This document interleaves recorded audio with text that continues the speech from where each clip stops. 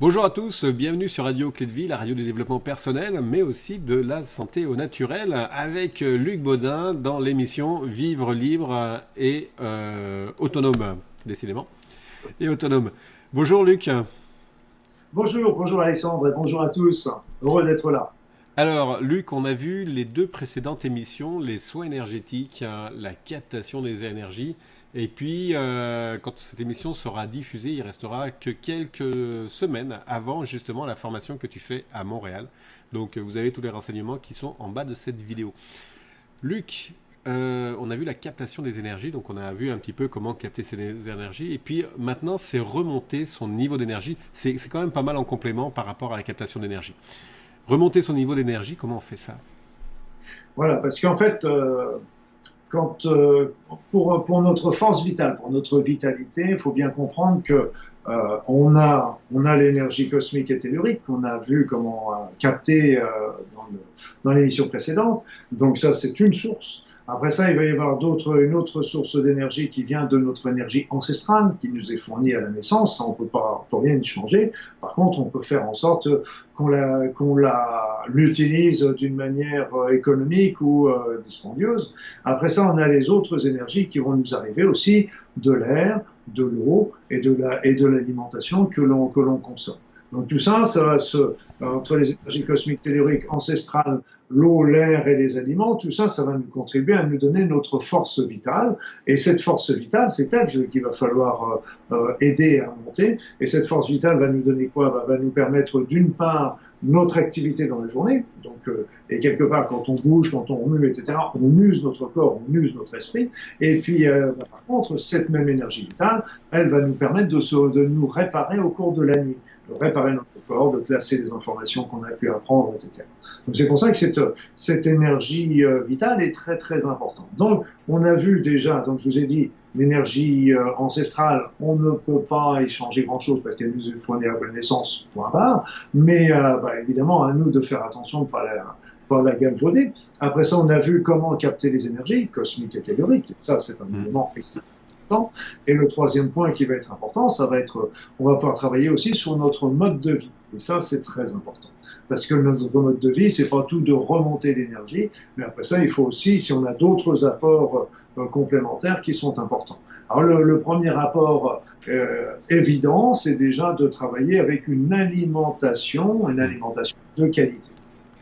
C'est l'alimentation biologique que l'on conseille en première intention. Pourquoi?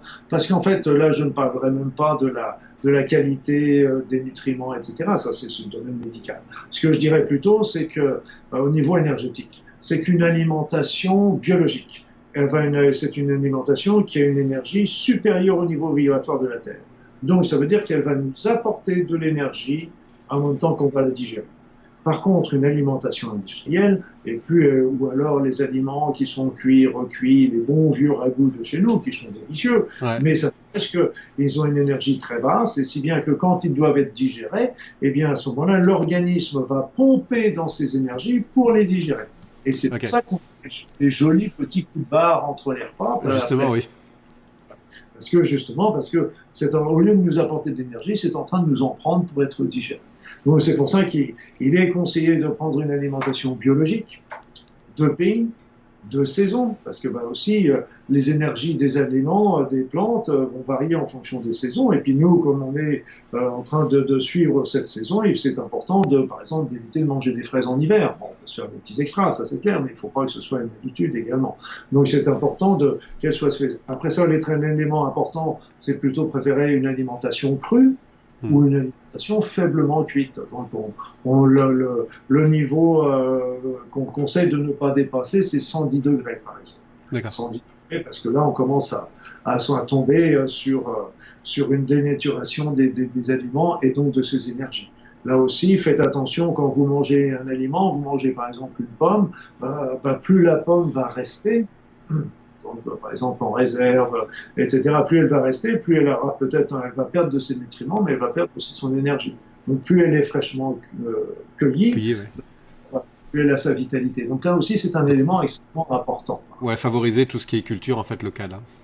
le culture locale. Et je dirais que, indépendamment, je ne sais pas comment ça se passe au Québec, mais je sais qu'ici, bon, il y a des personnes c'est pas toujours facile parce qu'il faut payer une taxe pour devenir cultivateur biologique. Donc, tous les petits cultivateurs n'ont pas forcément les moyens.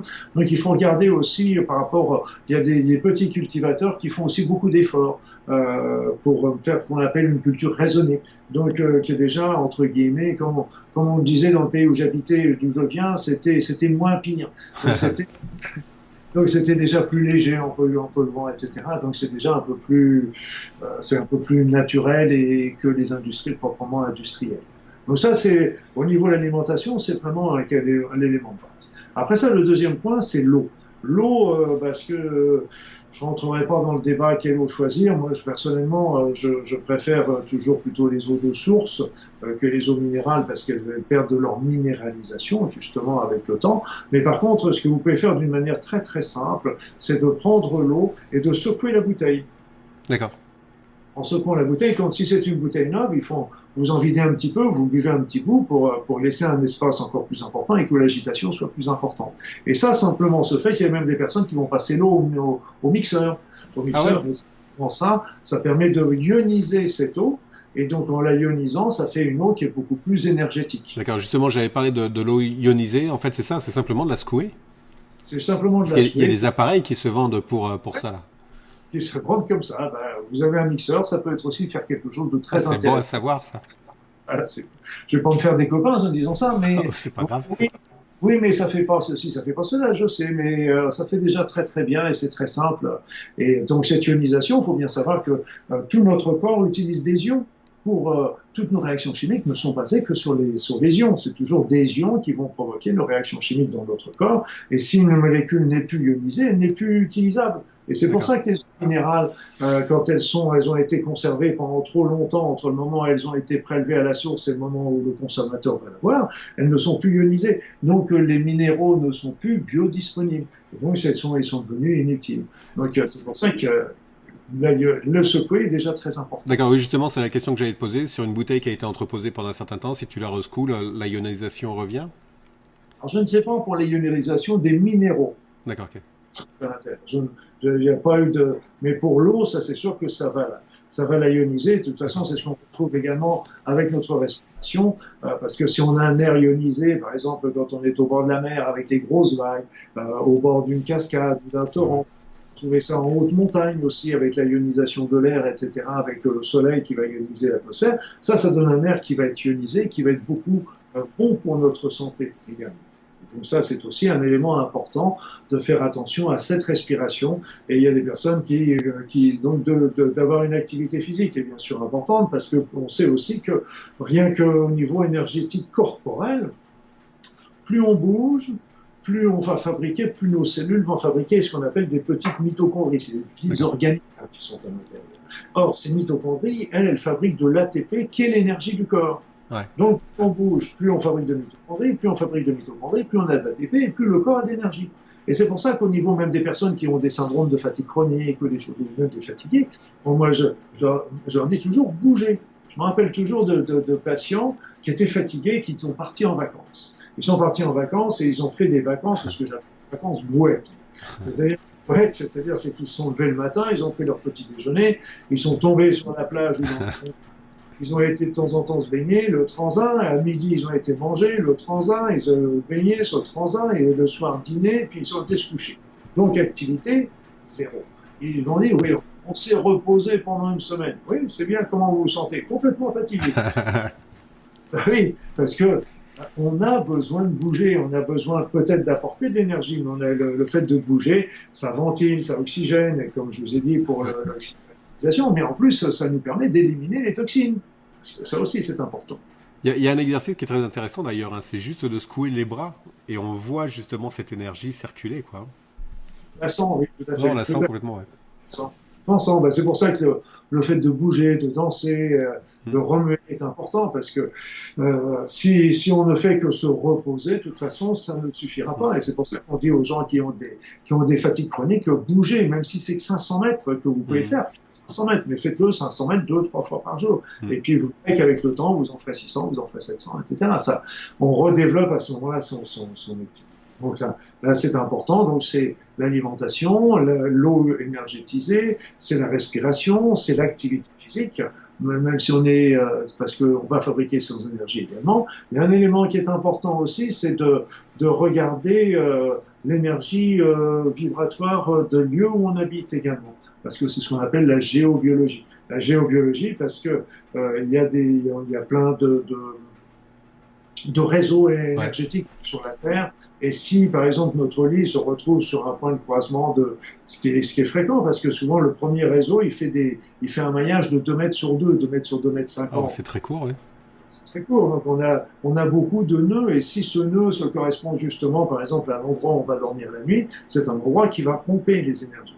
Et donc là aussi, amener de la lumière, amener du soleil. Quand il n'y a pas en hiver, on a même des lampes à énergie solaire. Mettez des fenêtres, mettez des choses comme ça pour ramener le soleil, parce que tout ça, ça amène de l'énergie, ça active un petit peu tout ça. Et puis, bien sûr, développer sa pensée positive est très importante. Alors, je dirais autour de vous, éliminez tout ce qui est négatif. Donc, tous les vieux souvenirs qui vous rappellent, qui vous font de la peine à chaque fois que vous voyez, déjà vous les éliminez. Et puis, pensez positivement, développer ces pensées d'amour, de compassion, de partage. Et déjà, tout simplement, parce que quand on est dans ces pensées d'amour, de partage, eh bien, tout simplement, nous sommes bien. Nous sommes très bien. Parce que dès qu'on est dans la haine, dans la rancune, dans la peur, et bien on se sent mal, on est très mal dans notre peau, et puis là, on n'est pas content. Et donc là, c'est pour ça que la notion du pardon est souvent importante, la notion du pardon aux autres ou à soi-même, parce que c'est souvent à nous-mêmes qu'on en veut, parce que ce pardon nous fait passer justement de ces peurs à l'amour. Et donc, de la haine à la compassion. Et donc, d'un seul coup, on passe d'un système qui était nocif pour nous à un système qui est bénéfique, où on se sent bien. Donc, vraiment, c'est des éléments qui sont importants, c'est de développer ces notions et de travailler, c'est toujours de donner, c'est en donnant qu'on reçoit. Et ça, c'est très important. Il ne faut pas attendre en disant que j'attends que les autres voient ou j'attends l'opportunité qui fait. Non, il faut commencer à donner vers les autres et c'est là qu'on reçoit. Et c'est tous ces petits éléments qui vont nous permettre, mis bout à bout, de maintenir son niveau vibratoire et ça, c'est très important. Je reviens sur ce que tu disais, la donnée, en effet. Il y a beaucoup de gens qui disent « Ouais, mais moi je donne et je reçois rien ». Parce qu'elle pense donner à une personne et recevoir de cette même personne. Mais il faut savoir que quand tu donnes à une personne, c'est pas forcément de cette personne qui te va recevoir, mais ça peut être d'un tas d'entourage autour de toi auquel tu n'aurais même pas pensé. Donc oui, le don est très important. Le don est important et souvent, quand on attend quelque chose, on l'attend d'une certaine manière. Je veux qu'on m'aime, mais je veux qu'on m'aime comme ça. En fin de compte, les autres, on aime toujours les autres, mais à notre manière. Et donc, souvent, les personnes attendent quelque chose, ils l'ont, mais d'une autre manière. Mais comme c'est pas de la manière dont ils attendent, ils sont déçus, ils ne reçoivent pas. Mais c'est quelque chose qui est quand même très important. Je reviens sur remonter son énergie, son niveau d'énergie. Donc, tu parlais de l'air. Moi, je fais régulièrement des promenades en forêt. Et c'est un côté très intéressant, notamment quand je touche les arbres. Ça aussi, c'est quelque chose qui te ramène de l'énergie. Je savais pas, par contre, moi je le faisais sans demander la permission. C'est ce qu'on avait vu l'émission d'avant. Cette notion mais on ressent en fait toute cette énergie. Oui, si tu veux, c'est que les arbres, ils sont des êtres merveilleux. En plus, j'ai appris ça. En faisant le mouvement primordial, tu vois, on aura l'occasion d'en reparler. On va faire une émission sur ça. Eh bien, ce mouvement primordial, on rentre en contact avec l'arbre. On avait fait cet exercice-là et il y avait des arbres avec tout le groupe. On avait travaillé chacun sur son arbre et c'était des arbres. Ils avaient été massacrés à la tronçonneuse 5 ans auparavant parce que c'était dans une haie, etc. Et donc, quand on a été les voir, ils avaient repoussé depuis. Mais quand on a été les voir, je peux te dire que le grand nombre de personnes qui étaient là, qui faisaient ce mouvement primordial, ont ressenti toutes les émotions de l'arbre. Ah ouais. Et après ça, quand on n'en sort pas indemne non plus là-dessus, Ouais. parce qu'on s'aperçoit que combien l'arbre avait souffert et même longtemps après, il était toujours en train de l'exprimer. Et donc, c'est vrai que nous, on a toujours tendance à considérer que tout nous est acquis, mais oui, l'arbre sera toujours bien compliant et puis il nous apportera toujours l'énergie. Mais si on lui demande, si on lui rentre en contact respectueusement avec lui en lui demandant, sois gentil, décharge-moi de mes mauvaises énergies, sois gentil, redonne-moi ton énergie. Et si vous mettez dans le dos sur l'arbre Ouais.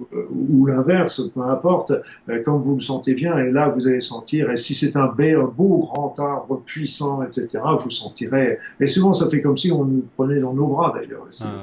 Oui, oui, c'est très... c'est un moment qui est agréable. Oh, je viens de voir l'heure, là, il est déjà 15. Bon, ben voilà, on va être obligé de couper, c'est terrible. Merci beaucoup, Luc. Il y a énormément de belles choses à voir. Donc, je rappelle juste ta formation à Montréal du 14 juin au 18 juin, 5 jours qui vont être fabuleux. Donc, vous avez toutes les coordonnées sous la vidéo. Tu as aussi, en effet, des formations en e-learning. Vous avez aussi les informations sous la vidéo dans le texte. Donc, n'hésitez pas, si vous n'êtes pas disponible pour Montréal, de venir voilà, le site de Luc Bodin. Vous allez retrouver, en fait, toutes ces informations-là. Il faut quand même préciser que sur l'e-learning, découverte des soins énergétiques, ce n'est qu'un Ouais. tout petit morceau. Ce Ça- n'est pas du un stage de 5 jours, hein, parce C'est que clair que là, ça remplace pas du tout une formation, hein. c'est quelque chose de tellement intense. Et là, c'est vrai que c'est un condensé de pratiquement 25 années d'exercice, hein, Ouais. d'expérience que je passe en l'espace de 5 jours et c'est Ouais. riche. Et puis c'est ça, et puis de toute façon, il y a une relation qui se fait entre les participants que tu n'as pas forcément sur le e-learning. Mais quoi qu'il en soit, le e-learning, ça te permet d'avoir une appréhension, voilà, une initiation, on va dire. À l'initiation avec déjà des petits outils qui sont déjà intéressants Ouais. pour commencer à œuvrer. Voilà. Allez, Luc, complètement à la bourre, on est. Euh, je te remercie beaucoup, Luc. Et puis à tous, on va dire au revoir tout simplement. Et puis on se retrouve la semaine prochaine pour un thème. Vous verrez bien la semaine prochaine. Allez les amis, à tous, passez une excellente journée. Ciao, ciao. Merci.